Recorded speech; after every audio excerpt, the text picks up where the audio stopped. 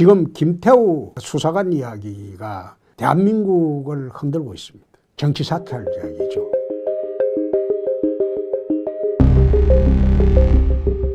그런데 정치 사찰 이야기를 하자면 실정적인 것만 내가 몇 가지 이야기를 하겠습니다.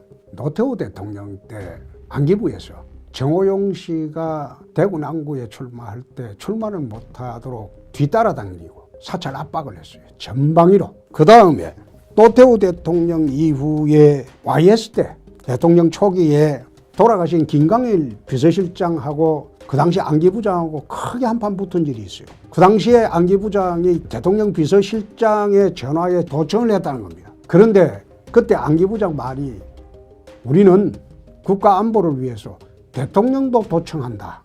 아마 그 당시에 안기부장하고 김광일 실장이 크게 싸움이 붙었을 때 YS는 안기부장 편을 들었어요. 김광일 실장이 결국 사퇴를 했죠.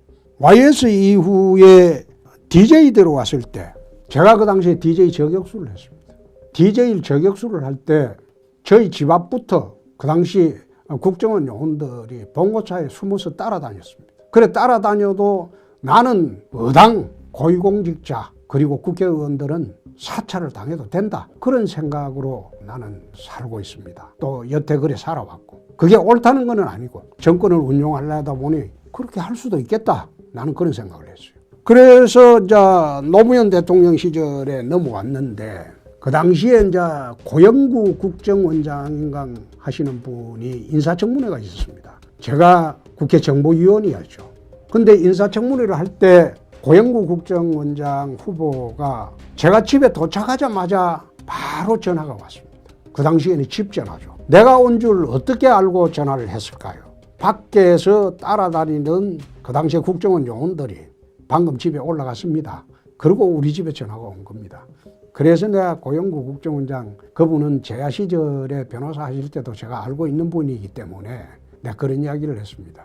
안 따라다니셔도 됩니다. 네, 나쁜 짓 하지 않습니다. 그러니까 고영구 국정이 그게 무슨 말씀이냐고 그러길래 내가 들어오자마자 전화 오신 거 보니까 밖에 직원들이 보고한 것 아닙니까? 이젠 거짓 하지 마십시오. 그러니까 내 기억으로는 고영구 국정원장이 되고 난 뒤에 노무현 대통령 시절에는 국정원 직원들이 따라다니지 않았다고 나는 확신합니다. 그런데 그 국정원이 언제 미행을 하지 않고 정치 사찰을 했냐 밝혀진 게 정영근 의원이 2002년 대선을 앞두고 10월에 국정원에서 감청했고 도청했다는 감청은 참 적법하니까 빼고 핸드폰 도청했다는 그 자료를 대거 입수를 해서 저하고 그 당시에 전재희 의원하고 핸드폰 대화한 내용을 도청한 걸 언론에 발표를 해본 일이 있어요. 그 당시에 그 전화를 하면서 이제 이해창 총재를 내 비판을 많이 했죠. 그래서 그걸 정영근 의원이 이제 악의적으로 했다고는 보지 않습니다만은 국정원에서 도청을 했다. 그 자료를 대거 언론에 배포하는 바람에 내가 그랬습니다. 아, 따라다니지 않더만은 이제는 도청하는구나. 그래서 내 기억에는 그의 국정원 국정감사 때 도청 장비를 어떻게 했냐?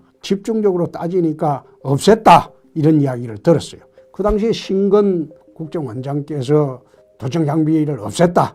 그러고 말았는데 나중에 국정원 직원들 이야기를 들어보니까 인천 앞바다에 버렸다고 합니다. 사찰 이야기는 어제 오늘 이야기가 아니고 이렇게 진행이 되어 왔고 그 뒤에는 난 모르겠습니다. 제가 경험한 사찰 이야기는 그렇고 미국의 FBI 후보국장이라는 사람은 48년간 FBI 수사국장을 했습니다. 그 사람이 죽기 직전까지 FBI 국장을 할 수 있었던 것은 대통령이 아무리 바뀌어도 대통령의 내실까지 말하자면 잠자리까지 도청을 했습니다. 그 도청 자료를 갖고 또는 유명한 상원의원 대통령 후보의 도감청 자료가 있기 때문에 누가 대통령이 다음 되더라도 후보국장을 자를 수가 없습니다. 그만큼 후보국장이 48년 동안 전설적으로 도청, 감청 거기에 세계적인 인물이었다. 미국도 그렇습니다. CIA가 감청하고 도청하는 것 그것은 미국 사회에서도 공공연히 국가의 안전보장을 위해서 도감청한다. 그 인정이 됩니다. 그러나 지금 하는 이 김태우 수사관이 한 행동은 뭐냐? 청와대에서 한 거는 이거는 이 사람들이 어떻게 정권을 잡았습니까?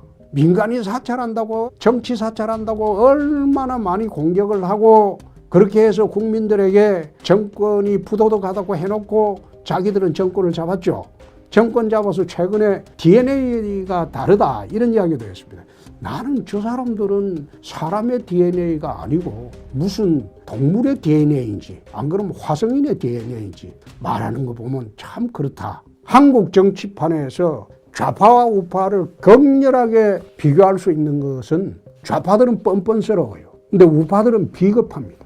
그렇게 해서 좌우를 구분하시는 것도 국민들이 쉽게 좌우를 구분할 수 있는 방법이다. 이런 말씀을 드리고 사찰 이야기는 오늘 여기서 끝내겠습니다. 감사합니다.